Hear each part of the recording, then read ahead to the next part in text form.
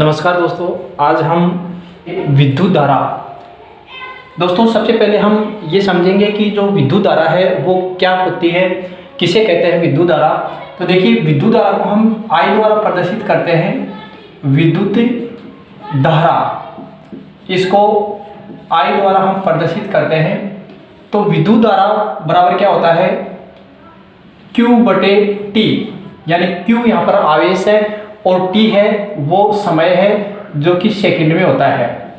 तो I बराबर Q/T, ये हमारे पास विद्युत धारा ज्ञात करने का सूत्र है। अब विद्युत धारा क्या होती है, इसको हम किस प्रकार परिभाषित कर सकते हैं। देखिए, एकांक समय में या इकाई समय में आवेशों के प्रवाह की दर को हम विद्युत धारा कहते हैं। तो एकांक समय में या एक सेकंड में आवेशों की प्रवाह की दर को हम क्या कहते हैं, विद्युत धारा।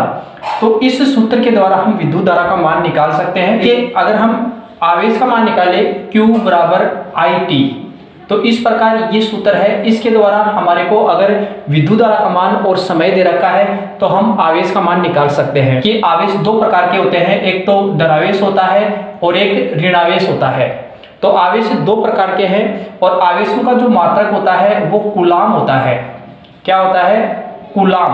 और कूलाम को हम C द्वारा प्रदर्शित करते हैं।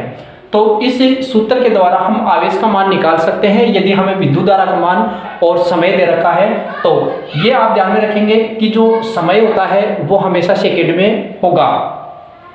तो यहाँ पर हम विद्युत धारा की परिभाषा समझ ली है कि आवेशों के प्रवाह की दर को विद्युत धारा कहते हैं और इसको ज्ञात करने का सूत्र भी हमने देख लिया है। विद्युत परिपथ, विद्युत परिपथ। अब विद्युत परिपथ क्या होगा, देखिए, जिस मार्ग से विद्युत धारा प्रवाहित होती है उसको हम विद्युत परिपथ कहते हैं। तो इसको परिभाषा के रूप में हम कैसे लिखेंगे कि वह बंद वक्र जिसमें से विद्युत धारा प्रवाहित होती है उसको विद्युत परिपथ कहते हैं।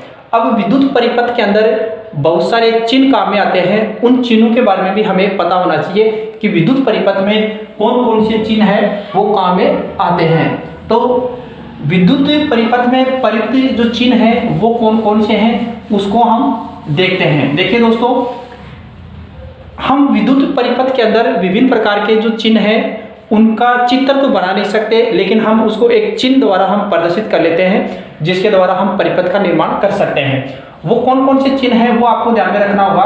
देखिए दोस्तों, अगर हमें प्रतिरोध दे रखा है, प्रतिरोध, अब प्रतिरोध को हम इस चिन्ह द्वारा प्रदर्शित करेंगे तो ऐसा जो चिन्ह होगा वो प्रतिरोध को प्रदर्शित करेगा।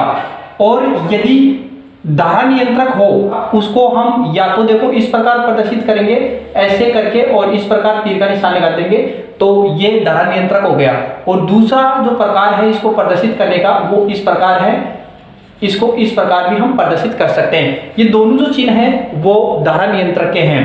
अगर कुंजी बंद होगी, कुंजी को इस प्रकार प्रदर्शित करेंगे। अगर कुंजी खुली है यानी कि कुंजी खुली है, चालू है, तो जो चालू कुंजी होगी उसके लिए हम ये चिन्ह काम में लेंगे। ये चालू कुंजी के लिए है। इसके बाद में और भी कई आते हैं, जैसे बल्ब है, बल्ब को हम इस प्रकार प्रदर्शित करते हैं। ये बल्ब है एमीटर और वोल्टमीटर का। एमीटर में इस प्रकार लिखा हुआ होगा या आपको इस प्रकार दिया हुआ है और इसमें इस प्रकार का तीर का चिन्ह है और नीचे ए लिखा हुआ है, तो आप इसको समझोगे कि ये एमीटर है। और वोल्टमीटर में यहाँ पर क्या लिखा होगा, ए के स्थान पर वी लिखा हुआ होगा, तो ये वोल्टमीटर है। तो प्रतिरोध, धारा नियंत्रक, बंद कुंजी, चालू कुंजी और ये बल्ब, ये एमीटर और ये वोल्टमीटर। इसके अलावा और भी कई चिन्ह हैं। देखिए, तारों का जो संयोजन होगा वो इस प्रकार प्रदर्शित किया होगा, इस प्रकार का चिन्ह होगा, उसको तारों का संयोजन बोलेंगे। और तारों का जो क्रॉसिंग है उस क्रॉसिंग को हम इस प्रकार प्रदर्शित करेंगे। इस प्रकार तारों का ये क्रॉसिंग हो रहा है, यहाँ पर तार जुड़े हुए नहीं हैं, ये एक दूसरे को क्रॉस कर रहे हैं, हम इस प्रकार प्रदर्शित करेंगे। बैटरी को हम इस प्रकार प्रदर्शित करेंगे। विभवांतर, विभवांतर को हम V द्वारा प्रदर्शित करते हैं। पहले इस विभवांतर का जो मात्रक देखें, मात्रक वोल्ट होता है।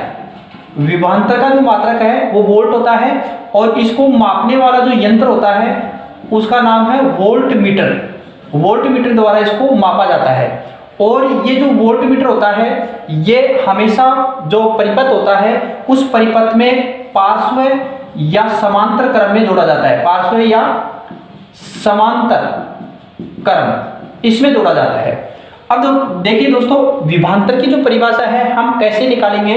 देखिए मान लेते हैं कि हमारे पास ये एक विद्युत क्षेत्र है, ये जो मैंने बाउंड्री बनाई है ये विद्युत क्षेत्र है, और इस विद्युत क्षेत्र में एक बिंदु ये है ए और दूसरा बिंदु ये है बी, दोनों बिंदु ही विद्युत क्षेत्र में स्थित हैं। तो एक बिंदु से दूसरे बिंदु तक हम एकांक धनावेश को लेकर आते हैं, ये एकांक धनावेश है, इसको इस बिंदु से इस बिंदु तक लाते हैं, तो यहाँ पर इस बिंदु के द्वारा प्रतिकर्षण बल भी लगेगा। तो एकांक धनावेश को विद्युत क्षेत्र में स्थित किसी एक बिंदु से दूसरे बिंदु तक प्रतिकर्षण बल के विपरीत ले जाने में जो कार्य करना पड़ता है उसको हम विभवांतर कहते हैं। देखिए दोस्तों, विभवांतर V बराबर क्या हो गया, W/Q। ये हम विभवांतर का जो सूत्र है वो ये है, एकांक धनावेश को विद्युत क्षेत्र के एक बिंदु से दूसरे बिंदु तक ले जाए, प्रतिकर्षण बल के विपरीत ले जाने में किया गया कार्य क्या कहलाएगा, विभवांतर। तो विभवांतर ज्ञात करने का सूत्र ये है। अगर हम यहाँ पर देखो W का मान देखें, W बराबर VQ, इस प्रकार ये सूत्र भी हमारे को आगे काम में आएगा, जब भी हम न्यूमेरिकल के क्वेश्चन करेंगे उसमें ये काम में आएगा। इसके बाद में एक और आता है विभव। देखिए दोस्तों, विभव का मात्रक भी वोल्ट होता है और इसको मापने वाला यंत्र है उसको भी हम वोल्टमीटर ही कह देते हैं। तो विभव क्या होता है, इसमें क्या होता है कि विद्युत क्षेत्र है ये, और इस विद्युत क्षेत्र में ये कोई बिंदु है ए, तो अनंत से हम एकांक धनावेश को विद्युत क्षेत्र में लाने में किया गया कार्य है वो विभव कहलाता है। इसमें तो दोनों बिंदु विभवांतर के अंदर तो दोनों बिंदु विद्युत क्षेत्र में थे, लेकिन यहाँ पर अनंत से हम एकांक धनावेश को विद्युत क्षेत्र में स्थित किसी बिंदु तक लाते हैं, तो उसमें जो किया गया कार्य है वो विभव कहलाएगा। देखिए दोस्तों, ओम का नियम क्या है, V समानुपाती I। पहले तो इस बात को आप समझ लीजिए, V समानुपाती I। इसमें क्या है, देखिए दोस्तों, इसकी परिभाषा निकालिए। देखिए दोस्तों, ये कोई एक चालक तार है, ये कोई क्या है, चालक तार। इसमें विद्युत धारा I प्रवाहित हो रही है और इसके जो बिंदु है A और B, इसके बीच में जो विभवांतर उत्पन्न हो रहा है वो V है। तो ओम का नियम क्या है कि किसी चालक तार में विद्युत धारा I प्रवाहित की जाती है तो उसके सिरों पर उत्पन्न विभवांतर उसमें यानी उस चालक तार में प्रवाहित विद्युत धारा के समानुपाती होता है। यही ओम का नियम है। और ओम के नियम को स्थिर ताप व दाब यानी कि भौतिक अवस्था को स्थिर रखते हुए किसी चालक तार में विद्युत धारा प्रवाहित की जाती है तो उसके सिरों पर उत्पन्न विभवांतर उस चालक तार में प्रवाहित विद्युत धारा के समानुपाती होता है। एक बार फिर से देख लीजिए, भौतिक अवस्था को स्थिर रखते हुए किसी चालक तार में विद्युत धारा प्रवाहित की जाती है तो उसके सिरों पर उत्पन्न विभवांतर उसमें प्रवाहित विद्युत धारा I के समानुपाती होता है। यही ओम का नियम है। अब देखिए, जो V है और I है, इसके बीच में समानुपाती का चिन्ह है। अगर हम इस समानुपाती का चिन्ह हटाते हैं तो कोई स्थिरांक लगता है या कोई नियतांक लगता है जो कि हमने R लगाया है। तो V बराबर IR, यहाँ पर V विभवांतर है, I विद्युत धारा है और जो R है वो प्रतिरोध है। R क्या है, प्रतिरोध है। इसके बारे में हम आगे पढ़ेंगे कि प्रतिरोध होता क्या है। तो ये ओम का नियम आपको समझ में आया होगा। अब हम क्या करते हैं कि ओम का नियम का प्रायोगिक सत्यापन करते हैं कि ओम का नियम सत्य है या नहीं। इसका प्रायोगिक सत्यापन करने के लिए हमें सबसे पहले जो हमें उपकरण दिए हुए होते हैं, देखिए हमें इस ओम के नियम का प्रायोगिक सत्यापन करने के लिए हमें क्या क्या चाहिए। देखो, एक तो चाहिए हमें प्रतिरोध, एक चाहिए धारा नियंत्रक, और एक कुंजी चाहिए, और एक हमें चाहिए वोल्टमीटर, और एक एमीटर, और एक चाहिए बैटरी। ये हमें चाहिए। और एक संयोजन तार तो हो गई, संयोजन तार ये चाहिए। इन सब का हम एक परिपथ बनाएंगे। सबसे पहले देखिए, ये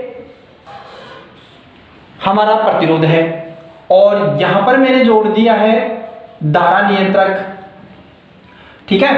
और इसके यानी प्रतिरोध के जो श्रेणी क्रम है उसमें हम एमीटर को जोड़ते हैं, तो मैंने ये एमीटर जोड़ दिया यहां पर। और इसके पार्श्व क्रम में हम वोल्टमीटर जोड़ते हैं, तो ये मैंने वोल्टमीटर जोड़ दिया है। और यहां पर मैंने बैटरी लगा दी है और ये एक पूंजी लगा दी है, और इस प्रकार इस परिपथ को मैंने पूर्ण कर लिया है। अब ये परिपथ हमने जो परिपथ में प्रयुक्त जो चिन्ह है उनका यूज करके मैंने ये परिपथ तैयार किया है। अब हम क्या करेंगे, देखिए हम ये परिपथ पूरा होने के बाद में हम क्या करेंगे, जो